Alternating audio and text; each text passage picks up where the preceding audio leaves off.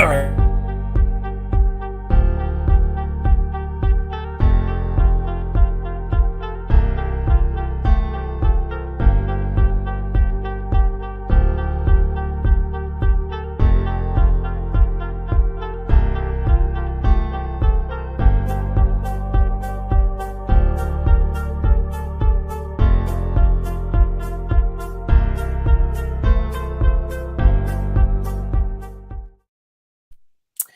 Hello and welcome to the Darkside. We are so glad that you join us here on the Darkside. I am your host, Tabitha Purple, and our co-host, TC Storm. Welcome. How you doing? I'm good. Good. You should be better than good. Your football team won the World Cup. Whoop, whoop. Argentina. It was a very dramatic, engaging game. Yeah, it was an entertaining game. Okay, so congratulations to all of those Argentina supporters. We hope that you're celebrating. It goes well in tonight. Enjoy. Have fun. Yeah, I was torn. I was torn in that game, to be honest. I knew you were going to say that.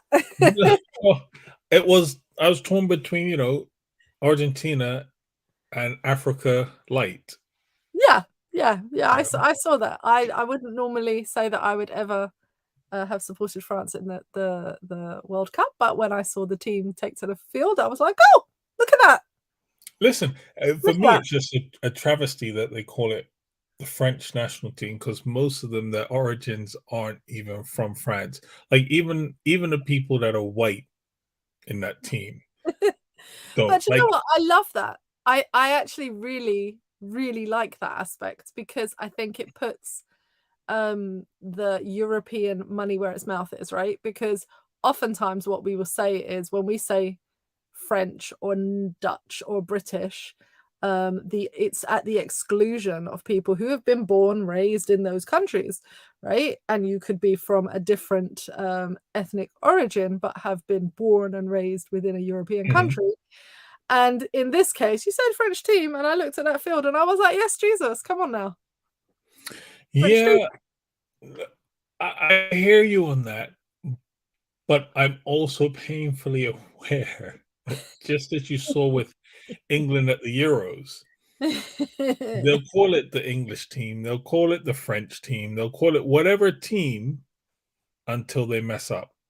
Until the black people mess up, then okay, you can be part of the team. Because this is the thing. They have all these people in there that are not white because they see the black bodies as a commodity still. Okay. And that's why it's okay to call you this as long as you perform the task for us that we want you to do. The moment that you fail at that task, we're going to let you know you're not actually one of us.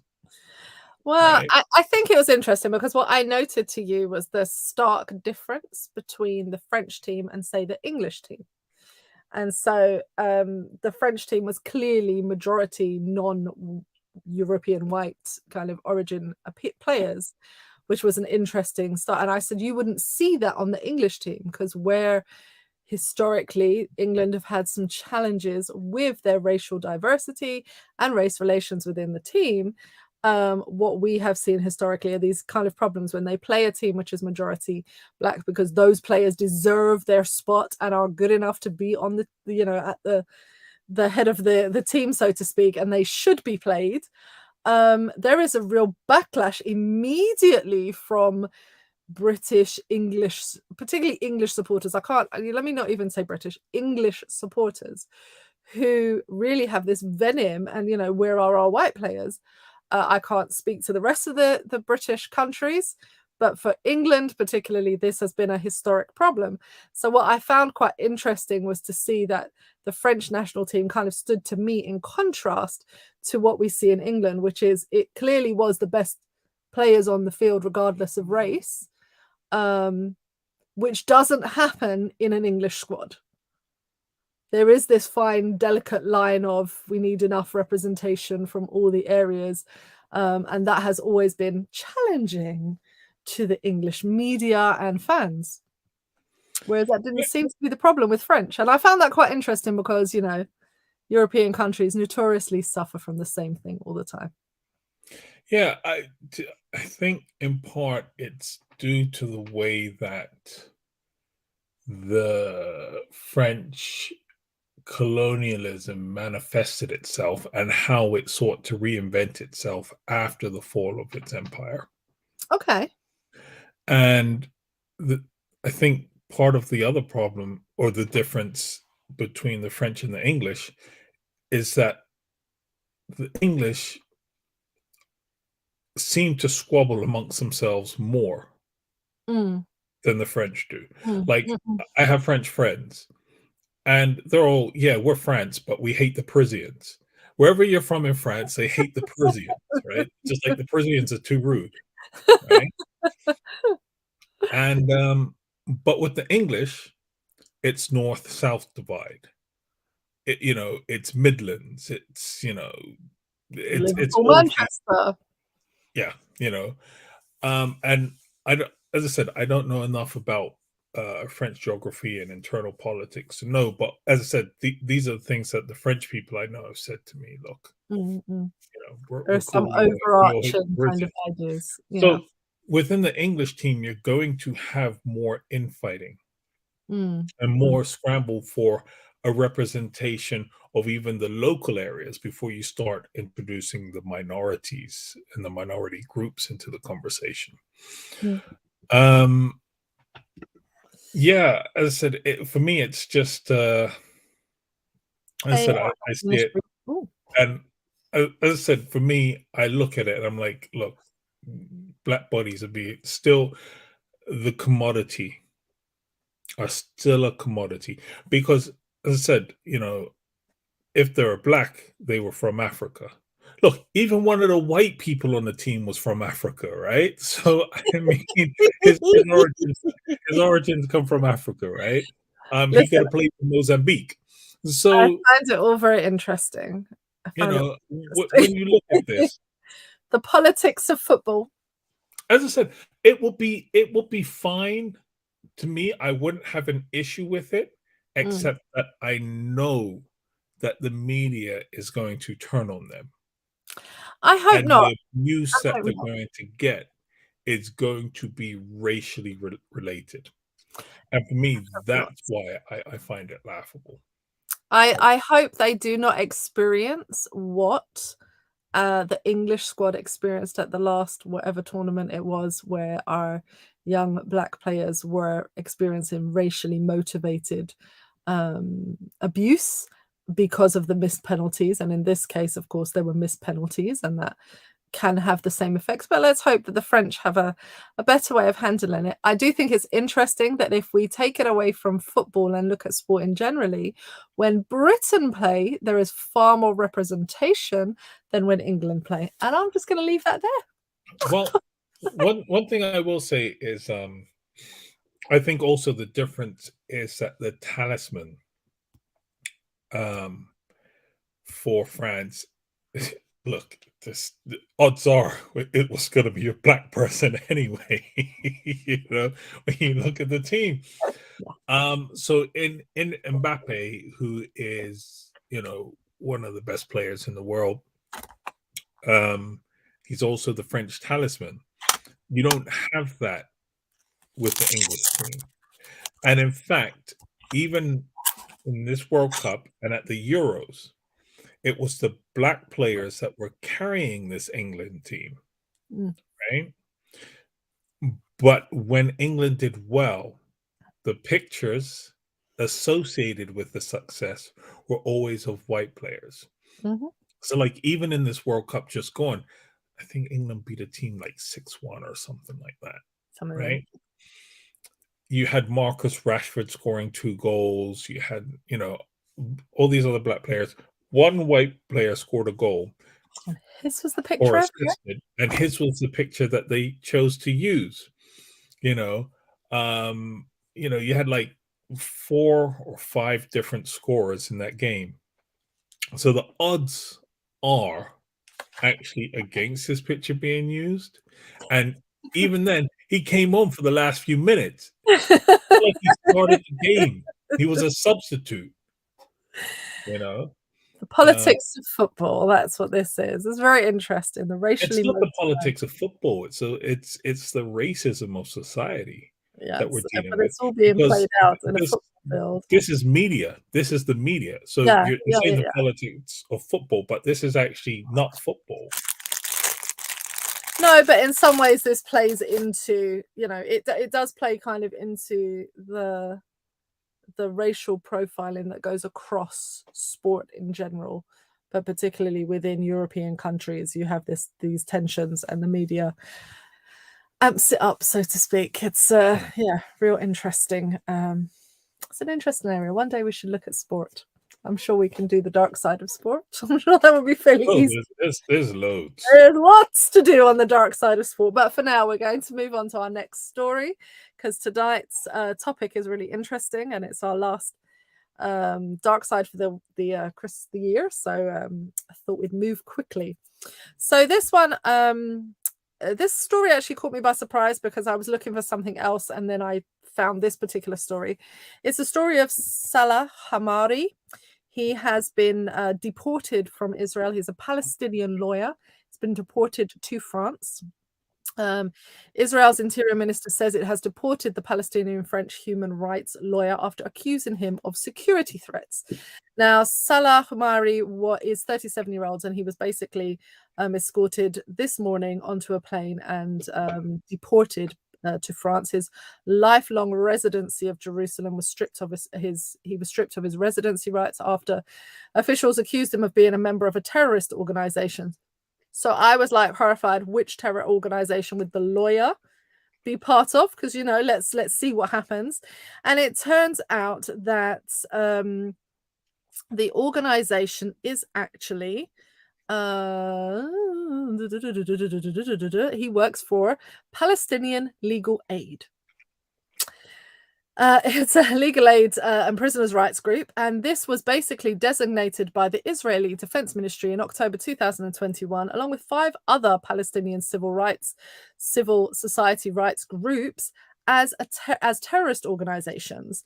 Now, they don't actually have to provide any evidence that they are terrorist organizations, and under their rules, what they basically do is they can detain anyone under terrorism rights for up to 6 months, and have that 6 months renewed without necessary, like, there's no formal paperwork they have to submit, or there's no legal process they have to go through. People don't get to go to court. There is no there's no trial. You can just be detained endlessly. And so Mr. Hamari was actually detained for 9 months, and after 4 months he wrote to French President Emmanuel Macron appealing for help, because of course he was detained without trial. He's a lawyer, he knows his rights. The US Amnesty International has called everything, of course, illegal. The United Nations says the same thing, that these policies are illegal and that they're not following due process, etc., etc. It's a horrific story, and it continues to show that the Israeli government are not sticking to the Human Rights Convention. They're not sticking to international law. They are not treating people fairly on a basic human level. The government still continues to infringe on the rights of people to legitimately have legal representation, to fight for the rights of people, etc., etc., etc. I don't know if you'd seen this story, but yeah, this is the story I wanted to cover from today. No, I haven't seen this story, but I've been watching some documentaries about Israel, or more specifically Palestine, and life of Palestinians under the Israeli occupation. So I'm not surprised by any of this. What I will say is I find it laughable that the nation of Israel, set up by Jews, right, said, "We want a homeland," have obviously not read the Torah, No, they don't right? stick to Because here's the thing, our legal framework. if you read the Torah and you saw the punishment Yahweh handed out for treating people like this, you wouldn't do it. No, no, So no, we're indeed. facing the we're you're left to question, okay, do these people just not believe what they say they believe? Or do they just don't care and are ready to take the punishment? Those are the two ways of looking at this. Well, I would think that, you know, the do not believe, I think is a really I think there are sincere people who live in having been there myself to Israel, I know that there are sincere people who believe and follow, the Torah teachings and would consider themselves religiously Jewish, but there are those who identify as, with the state, and I think those are 2 different things, and so I Right. think And I that want to be that clear. I'm speaking about the state, not Yes. the individual. I'm No, speaking and about the state. that's the distinction I'm making. I'm just saying that there would be those who live there who would consider themselves that way, but I think the state itself is not operating, and I think we have to be clear about that. If you look at their behavior, you know, there are strict, very strict rules within the Torah regarding the treatment of the foreigner, the treatment of the outsider within your walls, and how you should safeguard, protect, etc. those people who pass through or who live amongst you who are not, you know, of your descendant or you know, what have you. And there are really strict rules governing that. And therefore, if you know, if you look at a cursory look, this is not a religious state. This is a state that is using the name of a religion, but is not actually following their religious practices. This does not follow their religious practices. And I think that that has to be clearly stated, that in when I observe it, I see that there's a clear distinction to be made. Israel, the state, and the country certainly does not follow the teachings of the Torah as I have read them, as I think I have been taught them by many, many different scholars and rabbis. So I think, you know, you can kind of go, I don't think you're following that one at all. Listen, Whether they care about the consequences, whether they believed in it in the first place, whether they realize that they're going to fall foul of it, I am not here to judge all of that, but you certainly aren't following the rules, eh? So listen. that's to be sure. At the risk of upsetting, the Christians that might watch this, it wasn't for homosexuality that Sodom and Gomorrah were destroyed, Well, and there you go, you see. right? And any good Torah observant person would know that. And so I Yes. think it's important, as I said, for me, it's really important to make those distinctions because I think particularly at the moment where racism, anti-Semitism, and those sorts of things are on the rise within Western nations. So outside of Israel, those things are on the rise and they are violent and they're awful and they have severe consequences. It has to be said that there are 2 different things happening. The state of Israel is inflicting violence upon people. And if you're going to claim yourself to be a Jewish nation and do that, you're doing something that's contrary to your own teachings. Well, That's just very outside well, observant. I mean, Whereas the rise of violence is something quite different. I think one of the interesting things, because we're talking about the state of Israel and Palestinians, Mm, is actually that, and you speak about the violence.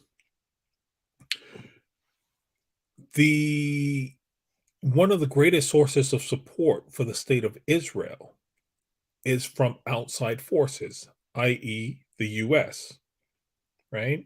So when you're talking about violence, well, of course, you take a look at the US and you see that society, and they're shipping in people from the US to settle in Palestinian lands in these illegal settlements. And you see that actually there's more support for these settlements outside of Israel than there is actually within the inside of state Israel. Yeah, of Israel, precisely. right? And so a lot of what's being done is actually foreigners claiming Mm, Israeli mm, citizenship coming there and then perpetrating the violence, mm, mm, mm, you mm. know? And so I look at that and I'm like, well, surely the problem begins outside of that. Well, I think two things can be true at once, right? Yeah, There is two a problem two that needs to be addressed in Israel, and there's a problem that needs to be addressed outside of Israel. Those that support that ideology of going to a place and violently stealing someone else's land to have your own place to live. You need to deal with those kinds of people, and that I think has to be done. But these things can all be true at the same time, including that anti-Semitic hate crimes are on the increase. So the irony, of course, that you're creating this kind of constant flux, constant violent, how do I say it? Constant violence around Jewish people and Israel, etc., is just none of it helps the situation. None of No, it helps. it's not gonna help the situation, and listen, we are facing, financial hardships, Yeah. and anytime that occurs, you will see an increase in hate crimes Mhm. against Black people, other minorities, but including the Jews. Yeah. And this part of this comes out of this anti-Semitic trope that Jews run financial institutions, therefore Right. they are the cause They of are the cause of this, them. which isn't true, No. you know, but that's part of the reason why you see the rise of it. For me, I'm simply speaking that I can see possible solutions or I can see deterrents that other countries can put in place, i.e., the US can put in place to stop what is recognized as being a contravention of international law and human rights, and that sees illegal settlements. Right. By placing restrictions on your citizens, by placing consequences on your citizens for traveling to Israel and doing these things, Yeah. Yeah. right? Yeah. And so when I say, it's on the nations outside of Israel to deal with Mm. these issues, these are some of Yeah. the things that you can do. But and okay, so that's what I gotta say about that. However, there's even a larger support group outside of Jews within the US for what Israel is doing. Go on, you can say it. It's okay. I'll just cover my face in shame.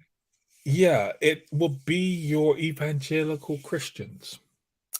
Yeah, that's why I covered my face in shame. And the I amount just of money that evangelical Christianity pumps into covering my Israel face in shame. Yeah. and these programs and these settlements is insane, Yeah, right? believing in some And the sort of Zionist support state. Yeah. the support that evangelical Christianity gives to these settlements and to these contraventions of human rights is mind-boggling. And they do it even at the expense of Palestinian Christians. It's like they don't understand, wait there are Christians living in Palestine who are going to suffer because you have such a deep, ingrained hatred of anything you consider that might possibly be Islamic, Yeah. right? The Islamophobia runs so strong that you will just, hey, don't care. Christians there, who cares, right? But evangelical Christianity actually puts more money into Israel and these settlements than the Jews in the US do. Hang my head in shame. That's all I can do. There. Okay. That's enough said. Enough said. Enough said. It's just as a Christian, sometimes it's heavy wears the title, heavy wears the label because people who claim the same label as you can often make you feel very ashamed of your of your fellow people because why are you not behaving like that? But anyway, that's a whole topic in and of itself. Is the shame I often feel surrounding um evangelicals in the USA. Different subject. The final story is just a very short story because I haven't actually watched this documentary, but my timelines, the news stations, the 6 o'clock news, the 8 o'clock news, the 10 o'clock news, every newspaper has been filled with this story. So I just wanted to mention it briefly, and that is that Harry and Meghan have a Netflix documentary, 6 parts, was released over 2 weeks, 3 episodes, then 3 episodes, as I know, just because I've been listening to the media. No, I've just been watching the news. That's all I've been doing. I haven't even watched the documentary. I don't really have a desire to watch it either. However, what is interesting is, of course, the big allegation that comes out around the Harry and Meghan story is that the British monarchy and the British media are racist. That's the big headline, right? And what's been interesting is the coverage over the last couple of weeks leading into the release of this documentary and then the subsequent release of the documentary, if you've been paying any attention, would just confirm that that is true. You know, there has been no coverage, as far as I can tell, that has not confirmed the fact that actually the British media and the monarchy are racist institutions and suffer with institutional racism problems. And now when people hear that, they get really, your first instinct is to get defensive and say, no, we're not, we're lovely people. All right, let's put that aside for just a second. I don't care if you're lovely people or not. That's not the point. The point of saying an institutionally racist organization is to say that your bias, your prejudice is so heavy and thick within the organization, you almost can't help yourself, that there are just racist tropes that come out constantly. Like listening to any of the news stories, any news media that has been talking about this, it has been literally, I would get notifications from my news apps to tell me that there is 24-hour coverage if I so choose. And if I dare open the coverage for 10 seconds, my eyes would fall on every dog whistle, every microaggression that you could possibly, throw at these people. Oh, there's nothing really substantive. She's just trying to seek attention. She's really coming across as angry. All these tropes that just keep coming out, when actually, when you look at the couple, even on a cursory glance, those are not the necessary things you would see. So that's just to say, I do understand if you're a royalist or if you have any interest in these sorts of things, you may have wanted to see us cover that topic today. I really don't have any interest in covering the British media's really racist obsession with trying to destroy another Black woman. Like, I just, it's awful, and I will not support it. That's just me. But there you go. Mr. Storm, anything about Harry and Meghan? Did you watch any of it? Thought I'd ask. Have you lost your mind? Listen, I would seriously have to say, I would have to have nothing better to do. And by saying I would have nothing better to do, oh dear, I mean, I'd literally probably resort to pulling my nails out before watching that. It's not that bad. If we were covering it for a news story, you would watch it. Yeah, that would be like work. That's research purposes. I'm not. We're not covering it. No, I'm not going to sit down of my own volition and watch that. Look, it's rich, privileged people talking about woe is me, right? Now, I've seen and heard some of the clips about it. And from what I've heard and seen from the clips, and people are making a big deal out of nothing. But in part, that's because how dare a Black woman who is probably just about the shade of a brown paper bag come into our rich, privileged institution. But I think also in part, we're dealing actually with white male privilege. And by that, I'm talking about the hurt ego of an ex tabloid editor who famously hacked the phones of dead children, right? In the fact that he thought he was in with a shot and didn't, you know, look, he got shut down. He took his shot. His Look, shot is that shot, it was, didn't work, mind your business. And listen, it didn't just work, not work. It was an Outhouse Ministries brick special, right? oh, you got called out today. Oh dear. So, I mean, his shot was a complete air ball, right? And so because of his position, he's then able to drum up and stir up the already present racist sentiments that exist within the media Hmm, in which he worked, in the field in which he worked. hmm. So I think we're dealing with a bunch of different things here. But I do You think know it's the sad important not thing about just that point is that no one knew, huh?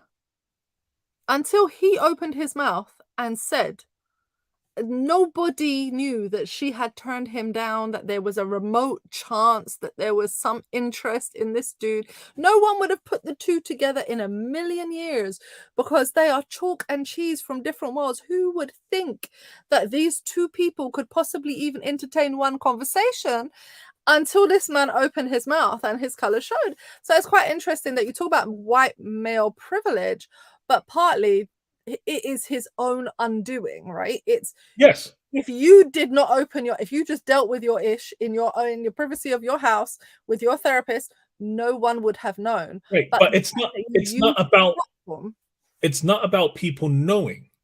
It's the fact that he knew his feelings were hurt, right? yeah, So when I'm absolutely. speaking of the white male privilege, it didn't matter whether nobody else knew. He knew, and Oh, he but couldn't that's deal the with that. point, right? And It's and like, what? That's just white male privilege at its and finest. I think part of the problem is that people don't seem to understand. You know what?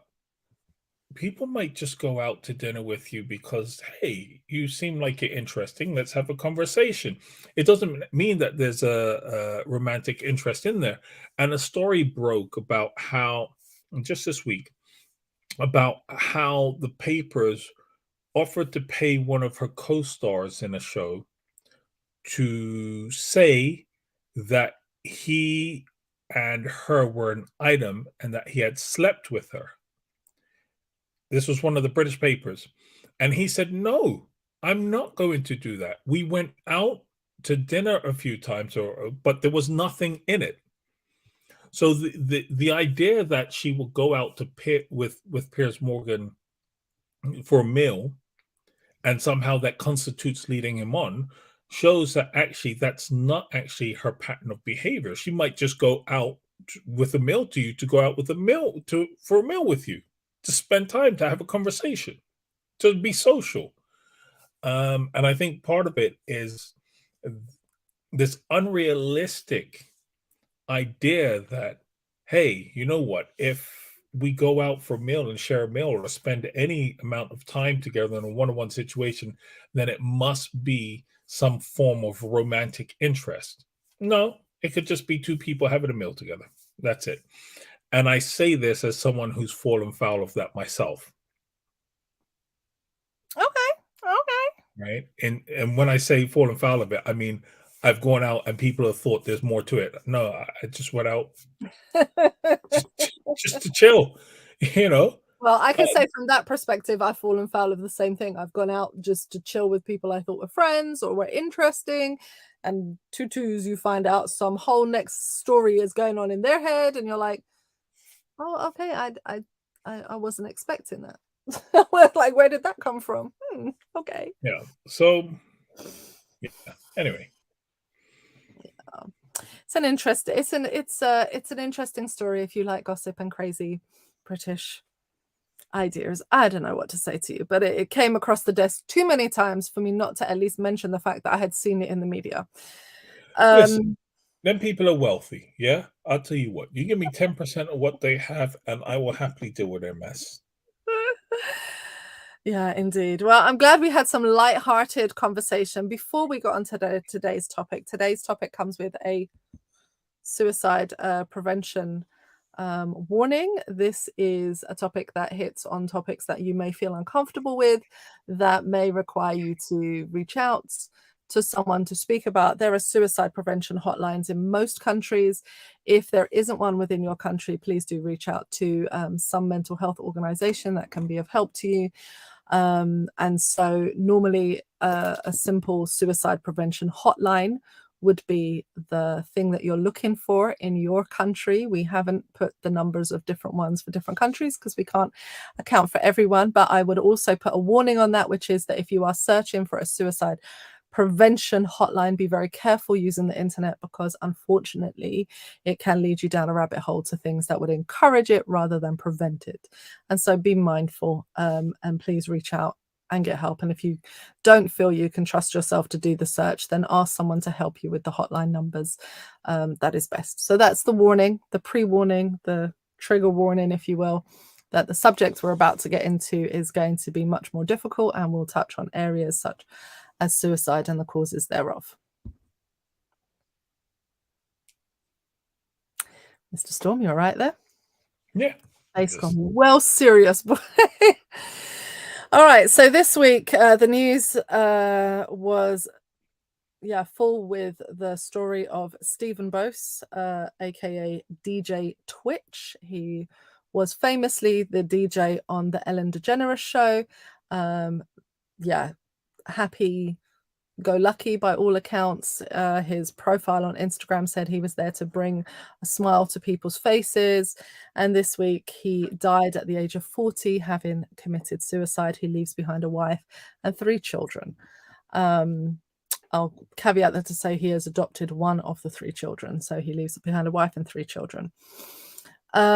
Because of that, the news cycle, particularly within anti-racism workers, etc., has been filled with how to help Black men in suicide, who are at risk of suicide, and looking at the disparities of care that Black men are receiving. And so there is lots and lots of information if this is something that you want to do. But what I wanted to do was just give you kind of an overview of 3 countries, and then kind of a world overview of what suicide rates look like. Now, bear in mind that suicide is defined very differently in each country. It seems really straightforward, a person who has taken their life, but actually is not as straightforward as it sounds. And so it has to be said that within each country, there are real differences in how these things are recorded, which becomes problematic then for different communities in those countries. And so that's something to bear in mind. But in the UK, the Office for Statistics say that the highest risk group there is men. Men suffer or men have the male suicide rate is 15.8% per 100,000 compared to the female suicide rate, which is 5.5%. And so you're looking at a real huge disparity. It's 3 times higher than the female rate. Those were the highest rates of suicide that have occurred. There are disparities within region. There are disparities within ages. The highest age range is 50 to 54 men. So literally, 4 years, those are the highest ranges. However, in terms of people from what they call BAME, which is Black, Asian, minority ethnic groupings, and there is a whole heap of problems around that term, but that is the term that they're using in the official Office for National Statistics. What they talk about is that Black men are more likely to have experienced psychotic disorders in a year than white men. Black men are 4 more times more likely to be detained under the Mental Health Act.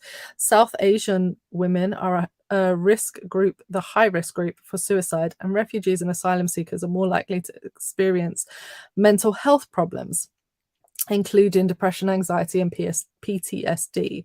So there is a whole battery of problems that exist. The challenge being that within that, racism and discrimination are actually factors that come into this first idea that Black men are more likely to experience a psychotic disorder, because one of those factors that can bring on a psychotic disorder is racial discrimination. And because Black men are at a higher rate of being on the receiving end of overt racial discrimination, psychosis and depression often follow suit from that. But this is not something that is talked about within the Black community, and stigma and discrimination continue to abound. What's interesting, of course, is that although the percentage of suicides is much, much higher within white British and white other communities, the rate of suicide by Black and mixed people, Black and mixed men, is alarmingly high, and the mixed category particularly rivals that of the white category. And so what you'll find is that for the percentage per or the number per 100,000, it's as I said, for white men it's 14.5% in the last year, but for mixed and multiple ethnic people, that is only 0.5% underneath. And Black Caribbean men are next on the list at 10 deaths. I just want to interject there, actually, that the statistics that you're reporting is actually a paper that comes from a doctor out of the University of Bristol, in which she suggests actually that the figures for suicide in Black men and those from ethnic backgrounds is actually a lot higher. I'm about to get to that. Okay. Due to the under recording, I assume is what you're going to say. Yep. Yeah, so there's this really interesting part that Storm is alluding to, which I found shocking, which is basically that suicides are, how do I say it? Give me the vocabulary. They're more likely to investigate and to do a thorough report or a coroner's investigation. Coroner's investigation, thank you. Into the death of a white person than they are of a non-white person. And non-white individuals were 2 times more likely to have a suicide verdict if they were investigated. So you have to be investigated first of all at coroner's investigation, and if you are investigated, you're still 2 times more likely to receive a suicide verdict that if you're non-white than if you are white than if you are non-white. And South Asian women were the least likely to receive a suicide verdict recorded. And so, as I said at the beginning, there is a real disparity in the treatment and the way that the suicides are handled, the way that they're recorded, the way that they're investigated. So it is actually more difficult than it seems to actually get really accurate statistics. The statistics that are available are frightening, but they're still not as accurate as they could be. And also there is an area that they cover which is called self-harm. And what's interesting is the definition of self-harm, of course, and how that plays out within different minorities and different different global majority groups living in European countries. And so the definition of self-harm can be limiting when we look at the high-risk behavior that, say, a young Black boy who feels that their life has no meaning and will not live past a certain time, he may enter into very high-risk self-harm behavior, but because it's not deemed self-harm through a racism lens, because they categorize it specifically under certain things, he will not count as being a self-harm candidate, and so therefore is likely not to get the treatment. And if his behavior leads to death, then of course he won't be counted in the statistics of suicide. And so you have this real problematic, the way that the definitions work even, that hide kind of some of those rates. So there's that aspect.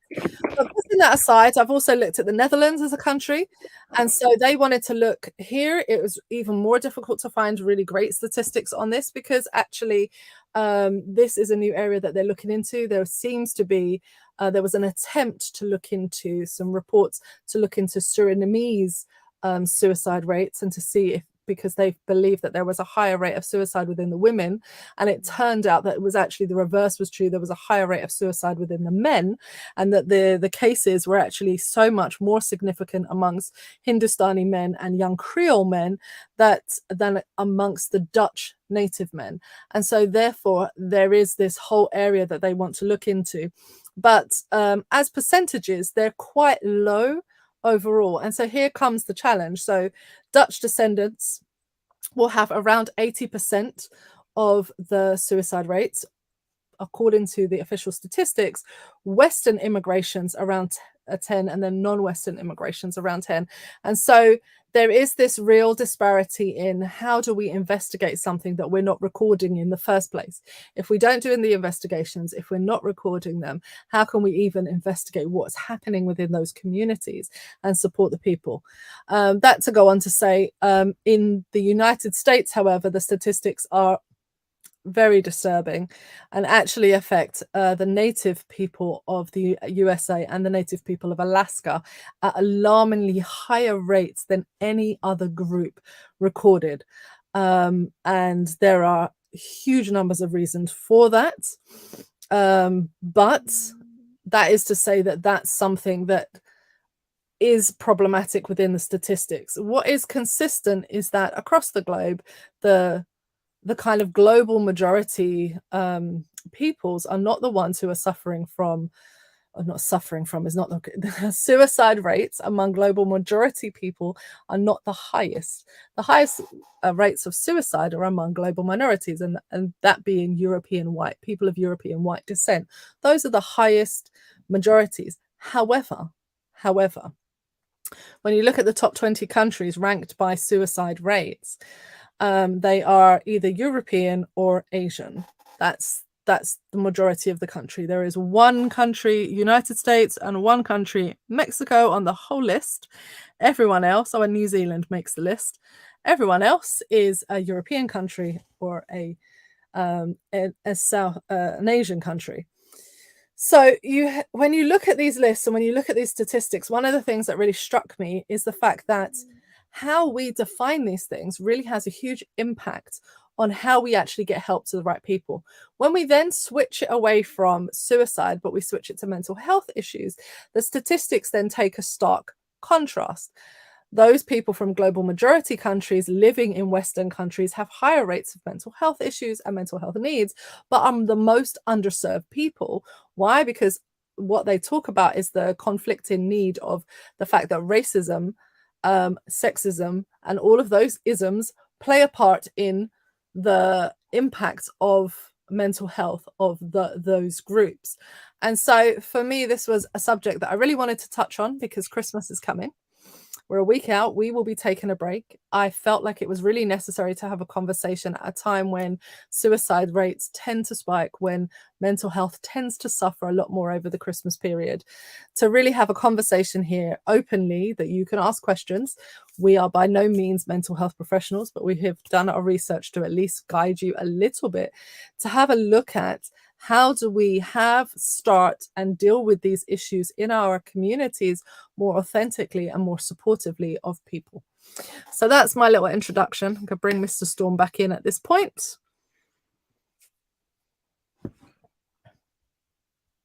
Tried to give you a full overview. Was there a question in there? Well, I think just, I guess looking at the aspect of if we take, so there's one study that looks at racism and discrimination and how it plays a part in the mental well-being and suicide rates amongst Black and different ethnic majority groups in European countries.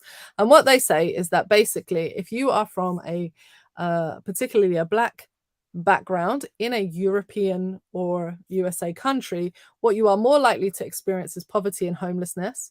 You are less likely to do well at school.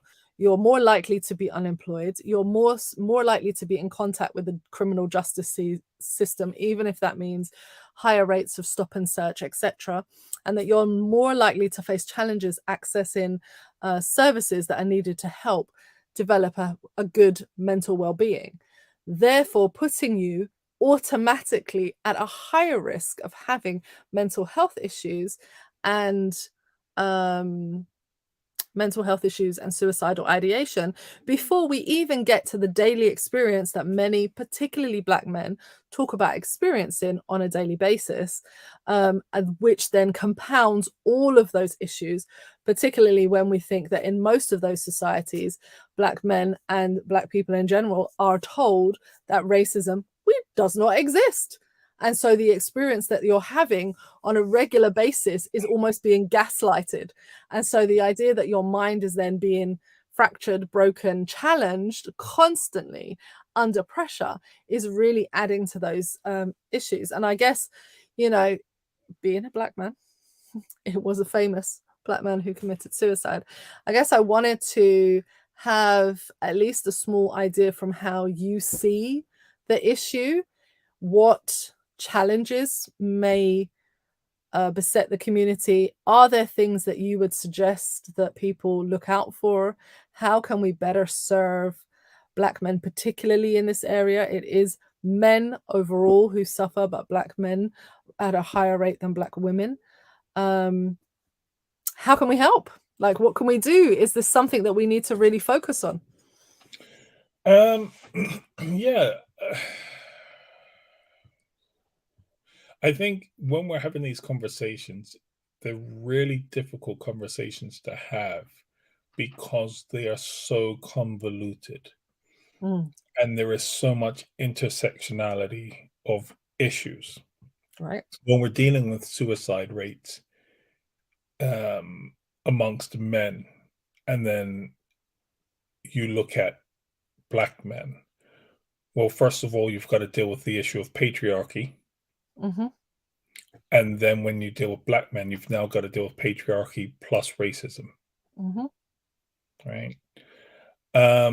And by that, I mean, so when you look at the Western nations, why is it that even amongst your own people, you have the highest rates of suicide? Well, here's the thing. Patriarchy tells you that as a man, it's your job to provide. Now, especially around Christmas, where people struggle, it is a notoriously hard financial time, and particularly the period just after Christmas, Mm, right? Where you're struggling to provide. If you've been told that is your role and you're mm, struggling in your role, mm, and the problem is that patriarchy defines the role as your identity, mm, mm, right? mm, Then mm. who am I? If Yeah. I I- cannot fulfill that role, who am I? Yeah. What is my worth? What is Mm, my place? mhm, What is the point of me? mhm, mhm, Right? So you got to deal with that. Now, when you add racism into the mix, mhm, where you have, in the UK, I think it's 95% of primary school children have been subjected to racial abuse, right? So now you've got to deal with the concept of not belonging. So mhm. you've got the white people on one hand not fulfilling a role. Yep. You've got now not fulfilling a role and not belonging in that space, Mhm, mhm, right? And these two things are colliding. mhm. And part of the problem now is that you now have to add class into this, right? Because instead of the white person looking at the Black person that's struggling and saying, hey, financially or socially, we're being told that we have to provide. And I'm failing at this. You're failing at this, but we both know we're doing the most that we can and we're Mm. still failing. The problem is not with us, It's with it's the with something else and someone else, mhm, right? mhm. So we need to sort this out. No, you're being told, hey, The it's problem actually is, right. yeah. So we're dealing with a lot of intersectionality of issues. So when Mhm. you ask, what can you do to help? Um, I think the biggest help that people can find, or that the biggest support that can be done, is actually we need to challenge and tackle some of these notions around identity and sense of belonging. We were talking about the football earlier, and Mhm. how when one of these black people make a mistake, you're told you don't actually belong here. This isn't really your country. It doesn't mean as much to you. All of these things. And here's the thing, no matter how many times somebody pulls on that England shirt, or that French shirt, or that USA shirt, Mhm. if you are from a minority, deep down, it does not embrace you. Mm. It does not embrace you fully, Mhm. right? Mhm. Especially if you're a second generation, Mm. right? Because you still have so much of the identity of your parents' nations Mm. embedded into you. Mm. And you are so used to seeing the abuse that they have had and the struggle that they have had. And then Mm. that subsequently you have, Mm. right? That sense of belonging and identity, or affinity, that you should have for the country, although I don't believe in them, that you should have for the country, and that the country should have for you. It's not a reciprocal relationship. Mm. So, yeah, I think we need to really just get rid of some of these ideas and these notions that we have, um, and just recognize that we need to stop.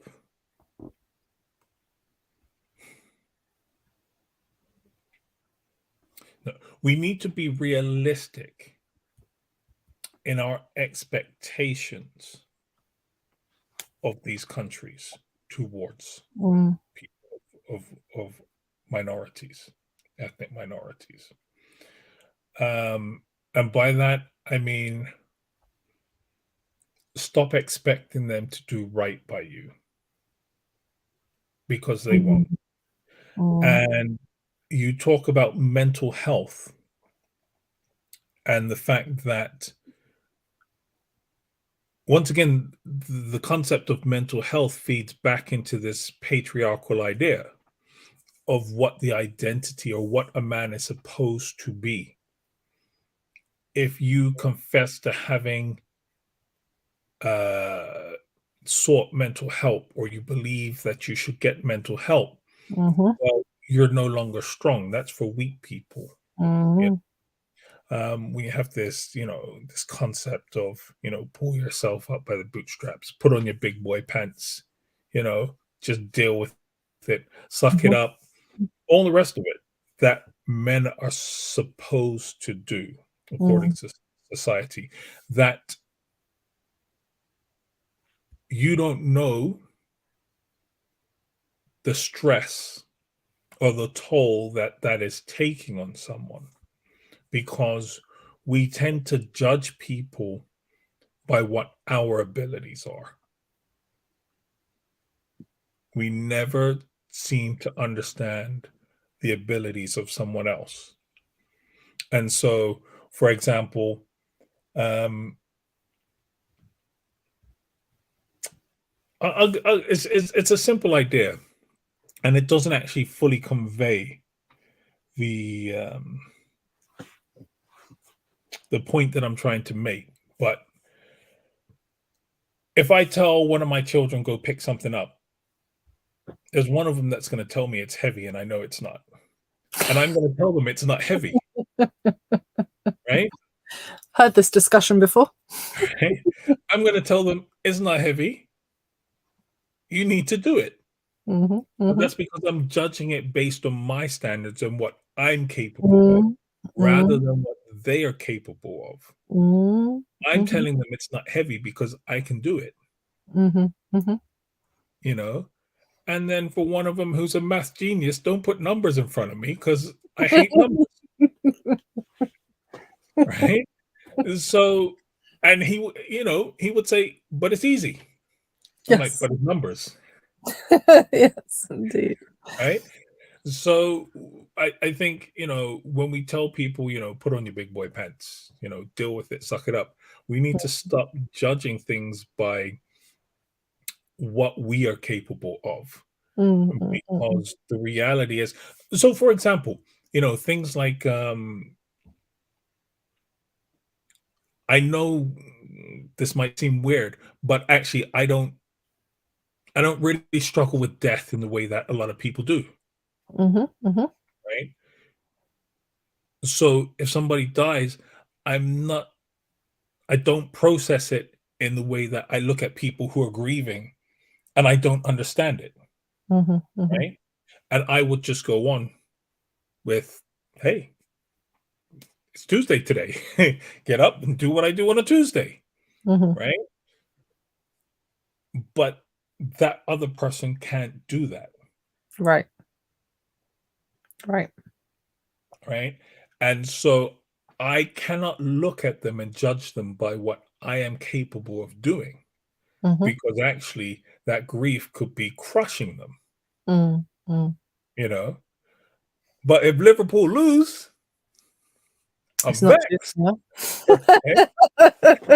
I'm not exactly fun to be around, but that same person who is struggling with grief Mm, might not be affected by their favorite sports team losing, and just like, "Oh, well, brush it off and go, it was a good game," and move on, mhm, mhm, mhm, right? mhm. I don't want them to judge me when Liverpool lose, you know? And so, as I said, I think we need to be more mindful of when people, or we need to give people space to say, "I'm Mm, struggling with this," mm. and give them space to say that without judgment.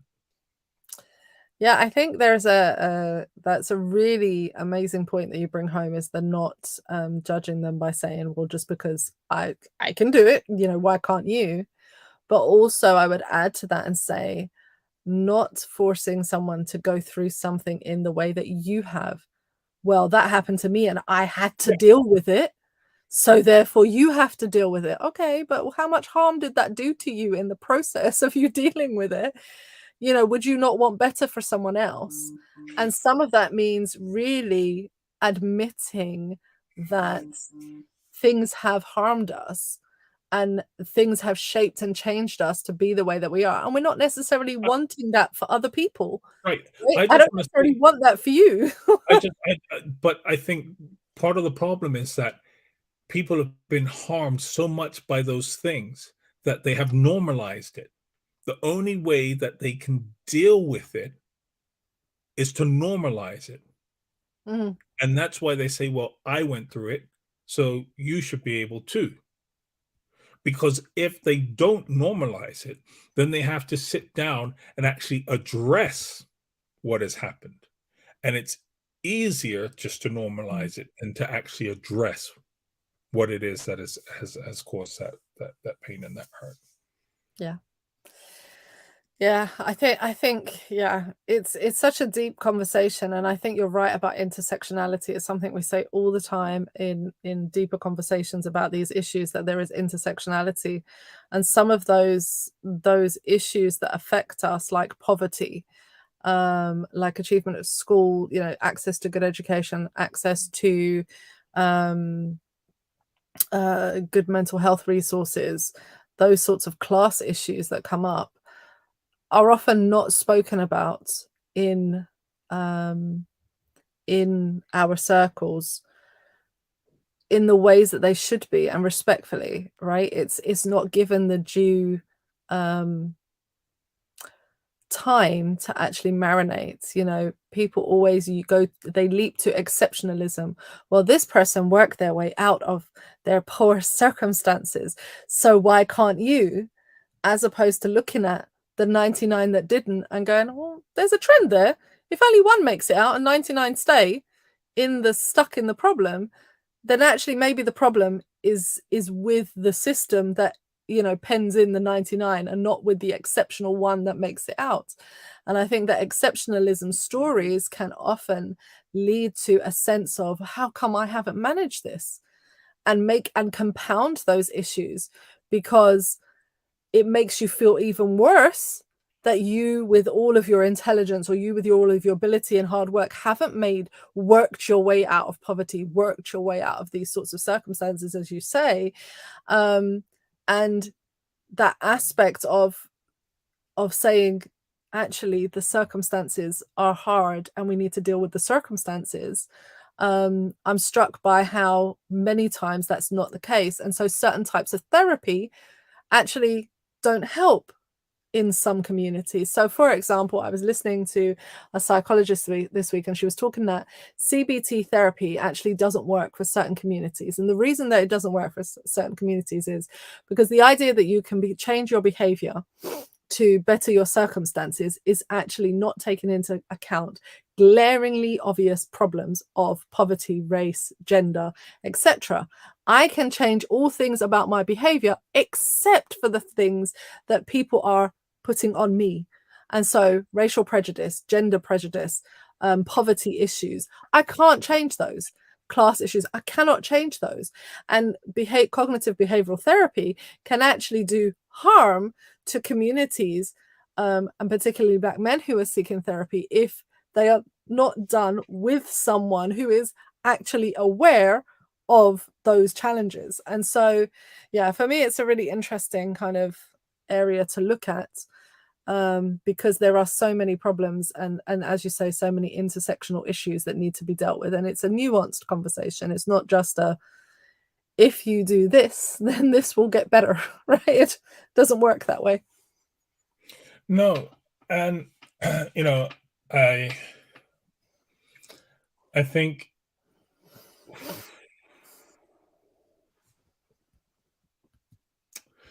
we need to also look at the fact that you touched on it, but I think it's how race affects access to healthcare. And so part of the problem is racism is causing a deterioration in your mental health.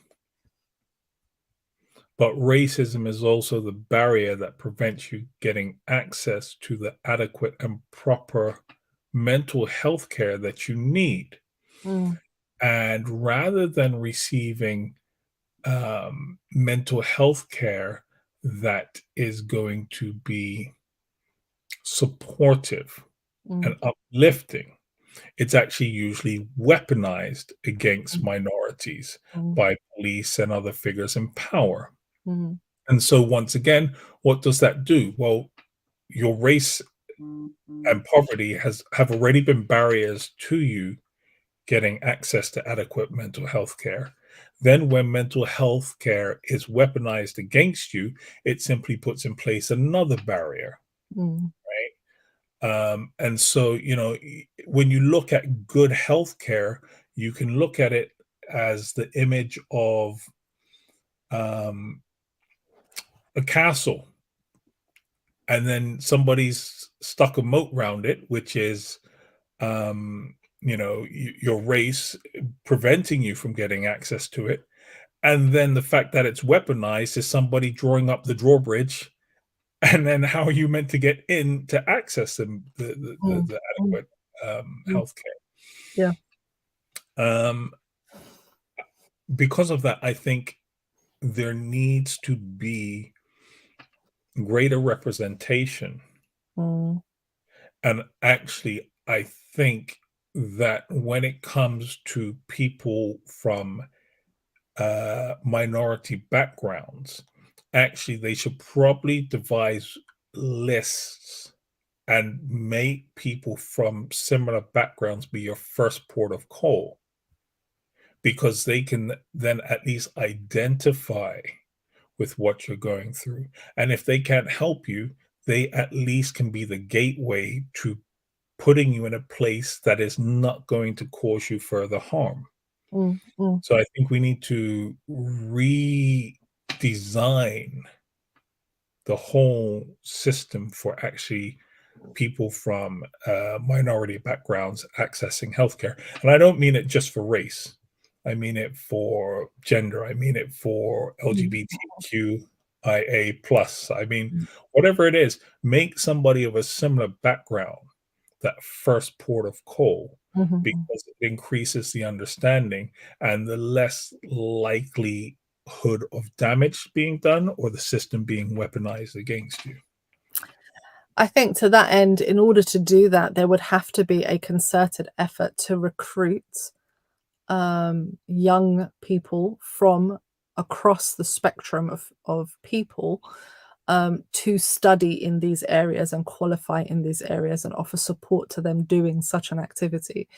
Because what we see currently is definitely, I know within the US and within the UK system, there are organizations who are putting together those types of lists of people, and you can go directly to them for a referral for someone from your own whatever background. That could be gender, it could be race, it could be sexual orientation, whatever it is that you're particularly looking for. There are organizations doing that, maybe not on a nationwide level, but certainly within different parts of the country. You definitely get those lists within a nationwide. In England, at least I've seen.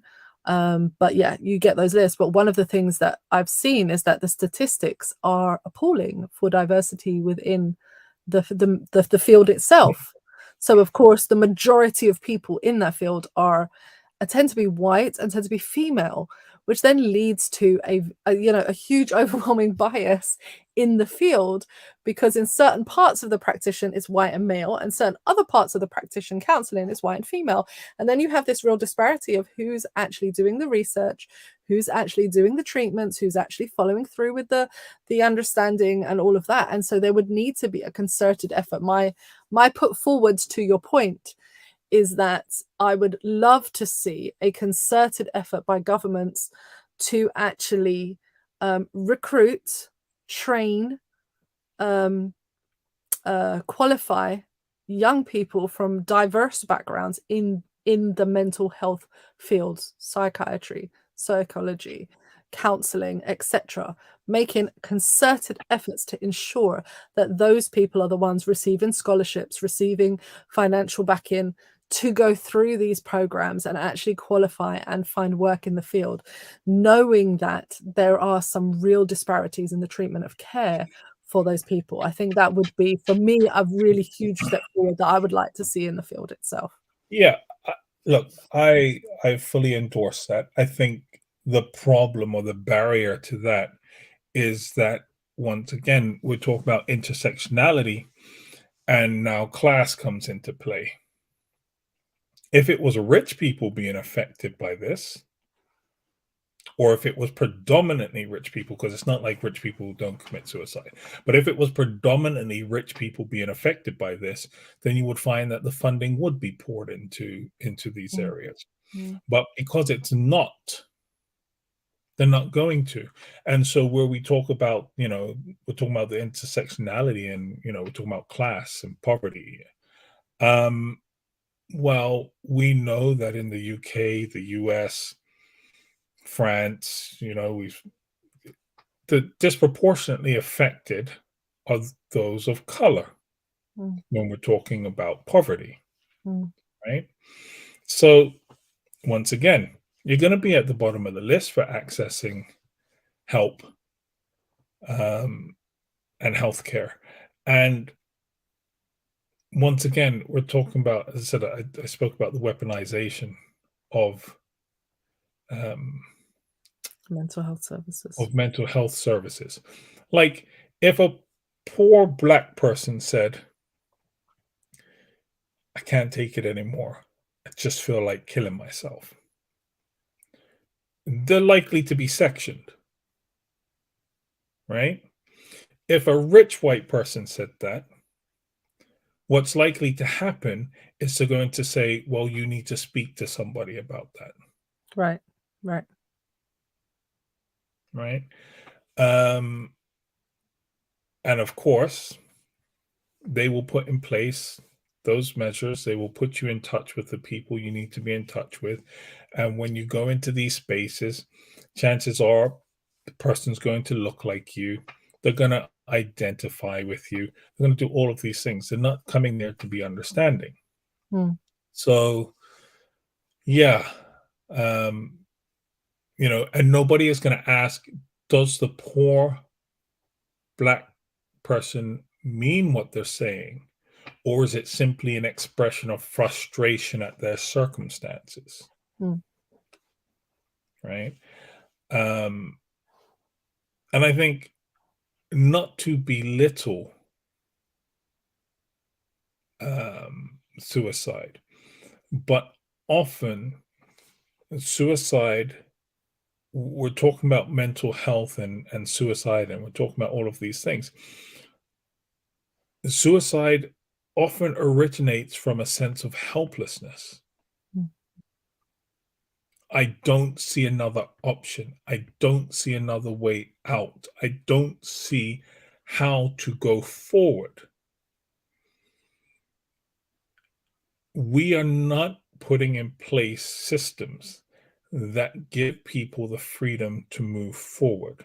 Mm. And once again, this is going to come back to class. This is going to come back to issues of wealth. This is going to come back to issues of capitalism. And one of the biggest factors of suicide is actually financial, right? But the problem is society doesn't see the value in humanity, or Mhm. capitalism doesn't see the value in humanity. Mhm. If it did, it would say, you know what? Everybody deserves the chance. Everybody deserves to live.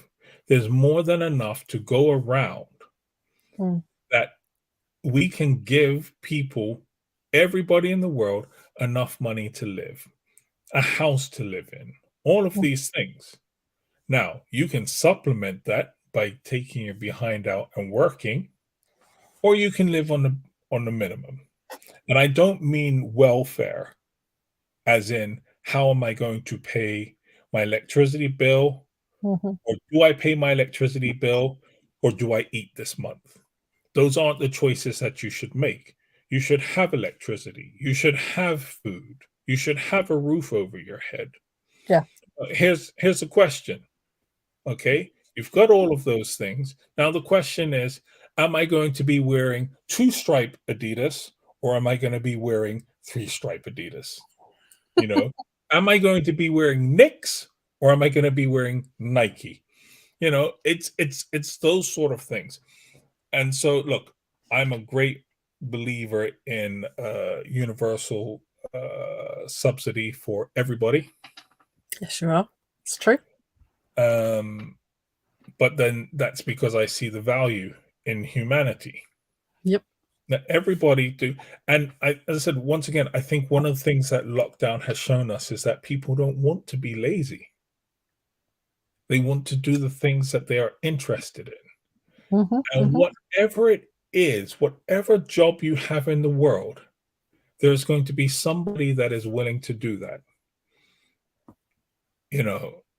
And I believe that they should be paid fairly. You shouldn't have to be worrying about these things. But because you're constantly worrying about Mm. all of Mm. these things when you're at the lower end of the class spectrum, Mhm. then you Unnecessary pressure. the chances, or your susceptibility to fall into the statistics of suicidal ideation is much greater. Yeah. And that, of course, is not the only reason for suicidal ideation, but it takes up No, a big chunk it of takes up a big chunk, and especially at this time of year, yeah. and people are now talking about, we're in a financial crisis. We're not, but okay, let's say we're in a financial crisis, Well, right? quantify your statement. Some of us are in a financial crisis because everybody seems to be putting up their prices to ridiculous heights, even though that nothing has changed. So it is Right? forcing a financial crisis upon the lowest people in society, Okay, and the rich yes, are getting richer. yeah, So the there is a rich are getting financial rich. crisis. The rich people are doing well. but the rest of us are suffering. So maybe Right. quantify the statement a little bit. No, okay. Yes, let's quantify that. There is a financial crisis on those at the lower end of the class and wealth spectrum. Yes, thank Um, you. Just but talking. there is, look, here's the thing. Everybody says there's a saying that goes around in these times. We're all in this together, No, we're not. right? Let So no, we're no, not. we are. We are. Here's the thing.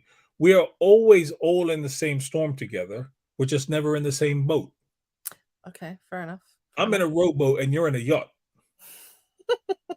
Mm, fair enough. right? Fair enough. But yeah, so at this time of year, and said, you've now got the choice when you're at the lowest end of the spectrum. I'm already having to decide between um, electricity and Hmm. food. Hmm. Now I got to decide between electricity, food, and a Christmas present for my child. Yep. And no matter how you want to slice it and dice it, there's a sense of failure a parent would have Hmm. sending their child back to school and they haven't received anything Yeah.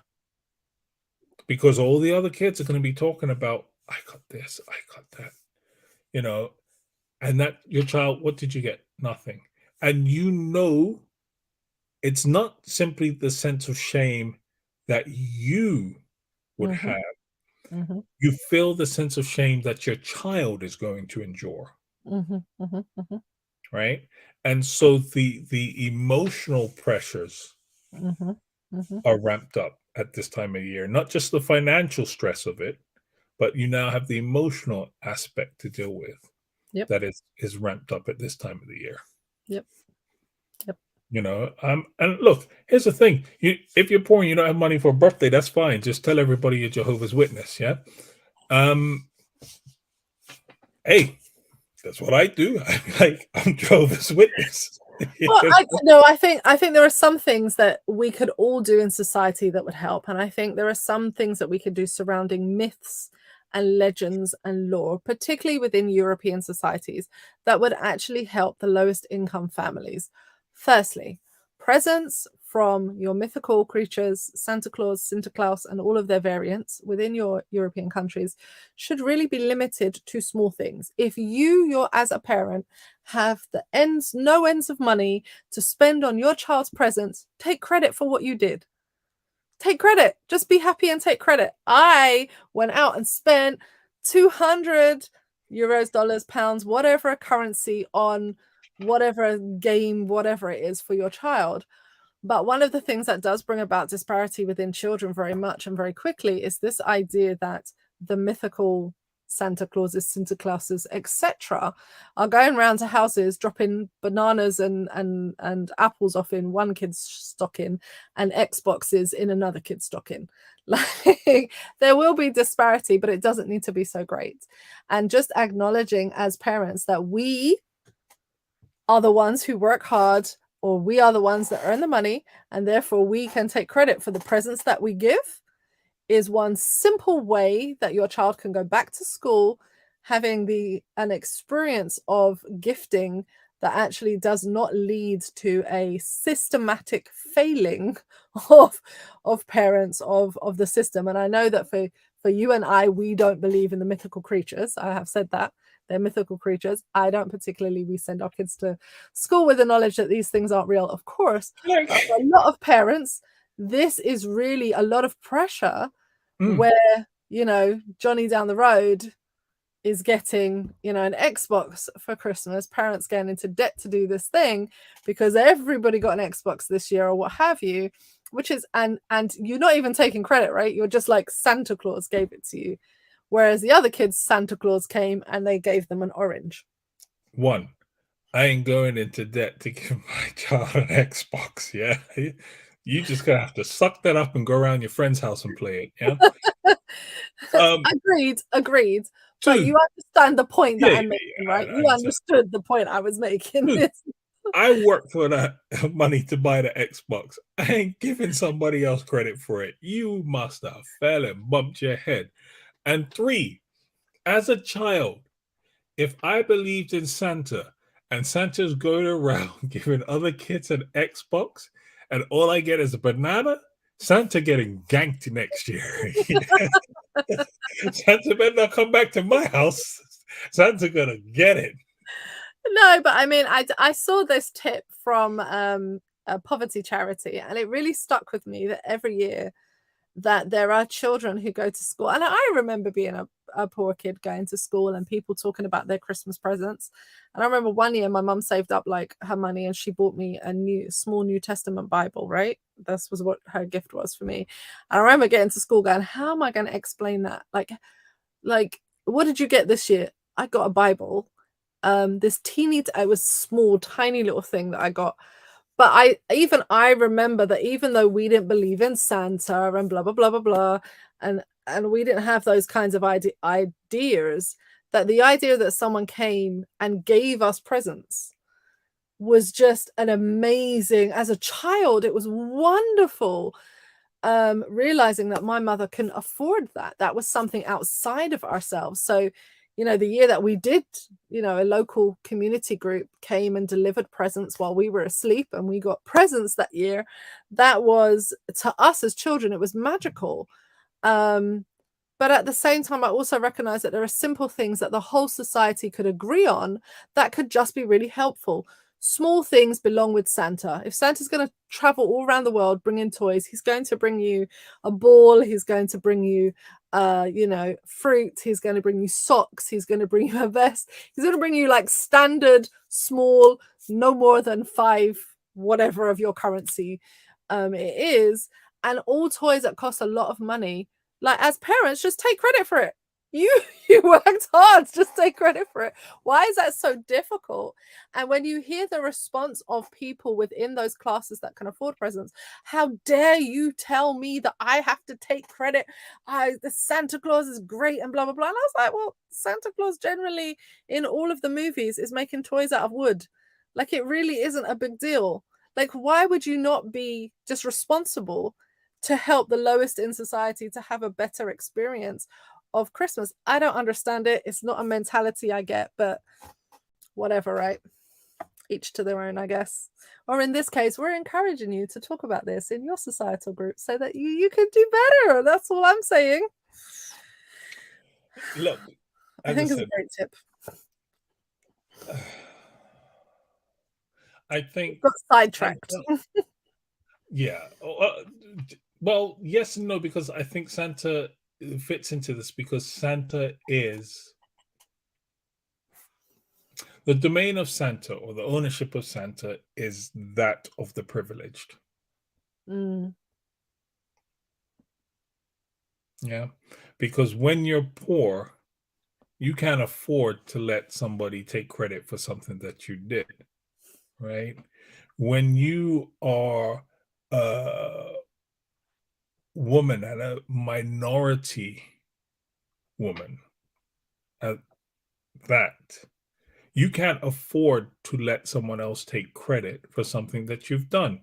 You experience that daily in your life, in your workplace, and wherever you go. So where you can have credit and ownership, you need to take credit and ownership for the things that you've done. That's a fair point. That's a fair point. That would be how I feel. So that's a fair point. That's a fair point. It's a fair point. We work incredibly hard, so therefore it's a thing. Yeah, I don't know. I think there are simple ways that we can help people, that maybe believe someone when they say something to you. Be the kind of person that when somebody says, this is how I'm experiencing the world, don't tell them no, you're not. That's a really simple tip. Don't tell them no, that's not true. Don't tell them no, that's not. That immediately undermines their mental well-being, to be like, no, that's not true. No.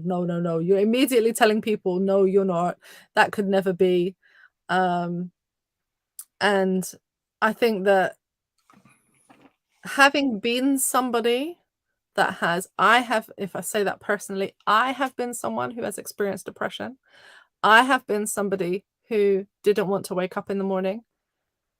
And when I have said that in very few circles, I must confess, I have had the privilege of having amazing people in my life who believed me and jumped into action to support me, to figure out ways to help me to do better, to help me to be better, to help me to be well and healthy and okay.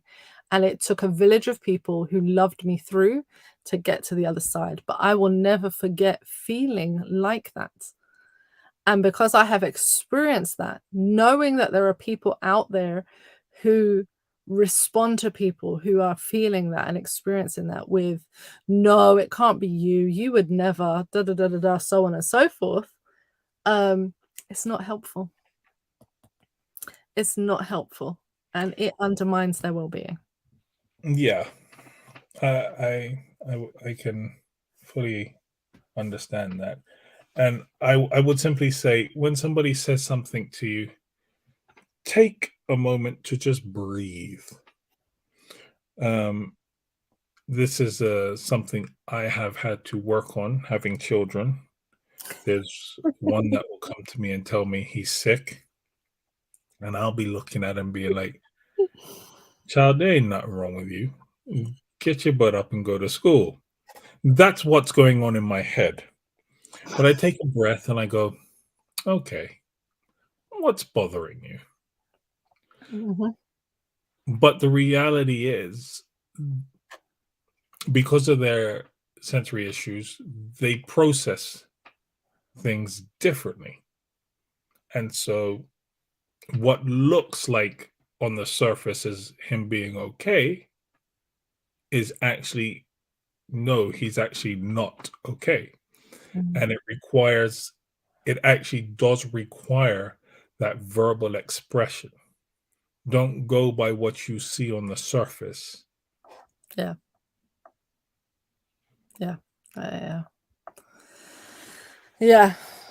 I guess to conclude the subject that we're talking about, and it is complex and it is difficult, is to say this: do not underestimate the intersectionality, do not underestimate the complexity of the situation, but also do not underestimate the simplicity of being able to listen to somebody and to just accept that what they are saying to you is their reality and their truth, and they need your support to get and access the right help. If someone trusts you enough to share what they are going through, then believe that they need you to actually listen, support, and help them to find the resources. And be honest, if it's not you, it's not you. Like, if you can't be that for someone, it's okay. Not everybody can handle that, and that's okay. But if they've trusted you, the least you can do is look up the correct services and point them in the right direction. And I think if we could just do that for one another in a loving and kind way, we're halfway better than what we are currently doing, which is ignoring, gaslighting, and moving the issue out of conversation or pretending that it doesn't exist.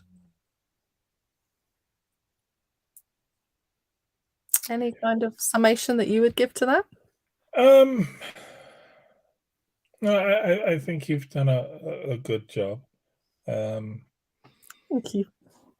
just letting Santa know I want my Xbox and think about giving me fruit. Because listen, I'm from South, yeah? I'm from Why South. did I say this? Why did I bring this one up as an example? It's gonna live a while in my household. No, I just letting it be known. Santa, if you handing out Xboxes, don't be thinking you can give me a fruit. Well, we are praying. We're going to end this one. So we are wishing you and your loved ones a wonderful holiday season and a happy new year. We hope that whatever season you are enjoying, be that the Festival of Lights, be that Hanukkah, be that Christmas, be that um, Kwanzaa. Kwanzaa, thank you. I was like, what is the other one right now? Or be that New Year's. We are wishing you the best of services. We will be rejoining you in January, the second Sunday in January. So it's given us a few weeks of rest to rejuvenate before we come back onto the dark side. We are so thankful that you all continue with us, and we are wishing you a really great end to the year and a great start to the new year. And we will see you in 2023. 2023 sounds like a movie. Doesn't sound real. I'm showing my age, but I don't care. 2023 seems unreal as a time. Anyway, blessings to everyone. Peace, glad tidings, and all of that good stuff. Your turn. Especially to get in this year. So blessings to y'all. Bye.